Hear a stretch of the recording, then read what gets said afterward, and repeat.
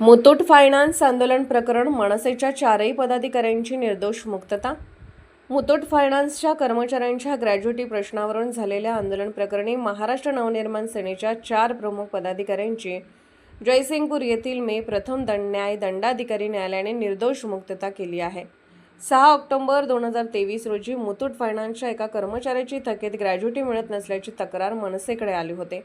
या प्रकरणी संबंधित कंपनीकडे विचारणा करण्यासाठी गेलेल्या मनसे पदाधिकाऱ्यांशी अरेरावीची भाषा वापरण्यात आल्याने तिथे आंदोलन करण्यात आले होते। या आंदोलनानंतर कार्यकर्त्यांच्या विरोधात पोलिसात गुन्हा दाखल करण्यात आला होता। यामध्ये मनसेचे कोल्हापूर जिल्हा उपाध्यक्ष व कामगार सेनेचे राज्य कार्यकारिणी सदस्य भगवंत जांभळे, शहराध्यक्ष लखन भिसे, उपाध्यक्ष राजेश कर्नाळे आणि उपाध्यक्ष महेश पोरे यांच्यावर भारतीय दंड संहितेच्या IPC विविध कलमान्वये गुन्हे नोंदवण्यात आले होते।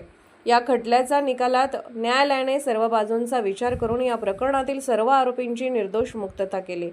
या खटल्यात आरोपींच्या वतीने ॲडव्होकेट निलेश गांधी व ॲडव्होकेट संदीप वरेकर यांनी कामकाज पाहिले। न्यायालयाच्या या निकालानंतर प्रतिक्रिया देताना मनसेच्या पदाधिकाऱ्यांनी सांगितले की हा सर्वसामान्य कामगारांच्या हक्कासाठी लढणाऱ्यांचा आणि सत्याचा विजय असून यापुढेही जिथे जिथे अन्याय आणि सर्व स्तरातील कर्मचाऱ्यांची फसवणूक व लुबाडणूक होईल तिथे तिथे मनसे पक्ष ठामपणे उभा असेल।